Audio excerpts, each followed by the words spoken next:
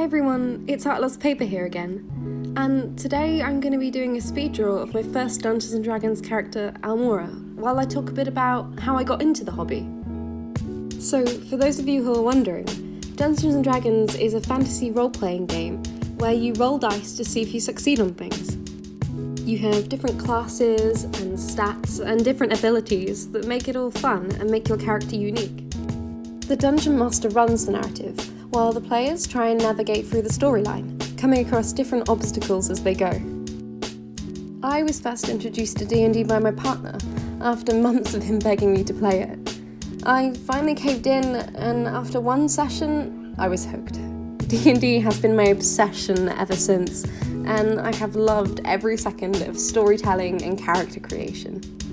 I think what I love most about D&D is the fact I can take an original character, a design, a drawing, and bring it to life, give them a personality, and play with them in a way that's interactive and social. It's a great way to share ideas and share characters with each other, and is definitely something I think anyone who does character creation should try. As for my character Almorea, well, originally she was a tiefling druid who ended up multiclassing into warlock. She was a confident, fiery girl, with a love for drinking and getting into trouble. She was also quite the conversationalist, using her charisma to get out of the sticky situation she found herself in, along with her familiar Hal and her party of NPCs, Arthur, Carrie-Anne and Samuel. Together they went up against all manner of creatures, and ended up becoming quite notorious in their world. Almorea in particular was becoming quite power-hungry, and despite the large amount of gold she was collecting, she was still not satisfied, now seeking a title of her own. Eventually, the party stumbled upon a kingdom in a dire state. It was being infiltrated by doppelgangers, and the king was in need of some desperate help. Of course, Almorea, being the cunning girl that she was more than happy to, knowing full well it would give her the king's favour. And that it did, because after she defeated the doppelgangers, the king pronounced her his left hand, making her his advisor of matters he'd rather keep more secret. However, as much as an honour as this was, Almorea still wasn't satisfied.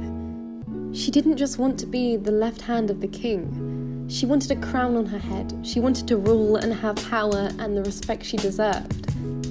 So, she began plotting. But when the opportunity to kill the king arose, Almorea couldn't do it. After all this time, when the power she wanted was just in reach, she looked at herself. This wasn't what she wanted, and this wasn't who she was. She put down the blade and realised that gold and power isn't everything. She wasn't willing to risk it all, to risk losing her friends, to risk losing the freedom she had and the opportunity to go on more adventures. She liked the gold and she loved collecting it, but her real motivation, she realised, was the adventures. It was the company, it was the experience of it all. So, with Almorea being level 20, and with this major character arc, me and my partner decided to leave Almorea there. And we didn't do any more quests with her for a long time. We experienced other characters and other stories, and eventually we started world building of our own, a world called Fade. And in that we thought that this most important character of ours, my first D&D character, what we were going to do with her. We wanted to put her back in Fade, so what better way to do it than to make her a queen this time. A queen of gold and fire. And that's what we did. We completely redeveloped Almorea's backstory and put her in this new world. She is now known as Almorea, Queen of Coronum, and she is affected by something not dissimilar to the Midas curse.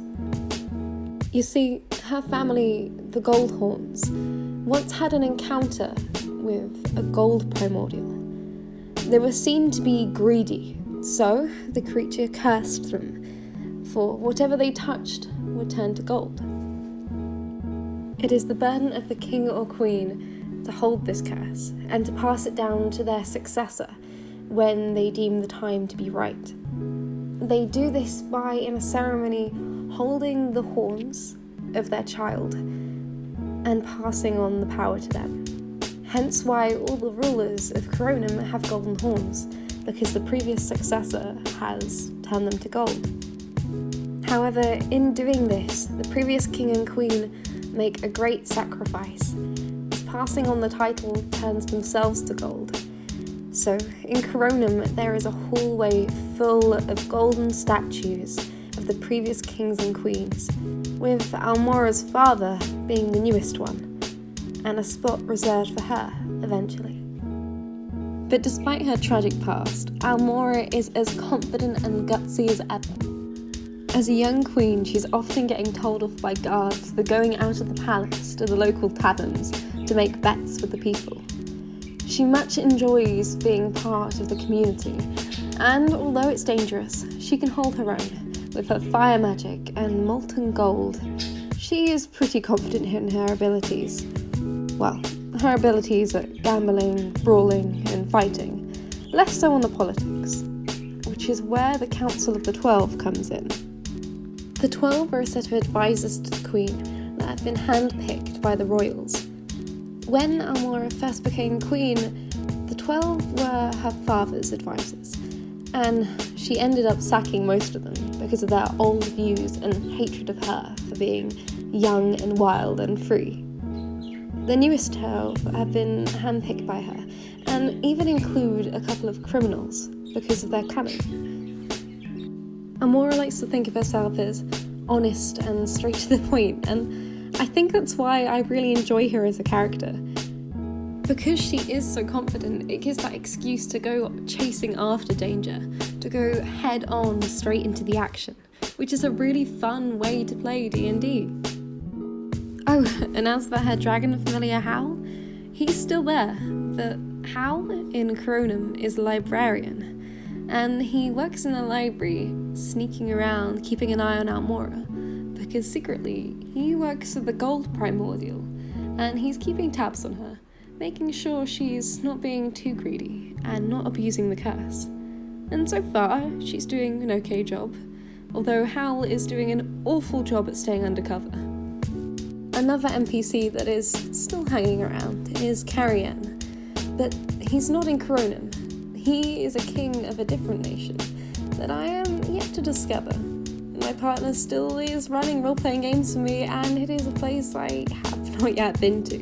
But I do know it's there, and I do know he's king of it, and I do know it's something to do with shadow magic, which is very interesting. And it's cool to see that there are still some secrets that I still don't know. You see, that's the fun thing about role-playing games. There's always more to do, always more things to expand in your world and your universe, and more characters to add. I hope you've enjoyed my talk about my character Almorea, and my brief introduction to the world of Fade. There are so many more characters to introduce to you all. And if you have any questions, feel free to ask in the comments. If you'd like to keep up to date with my work and stories, feel free to follow me on Instagram, or commission me on Etsy, or read my stories on Wattpad. Once again, thank you very much, and I'll see you soon.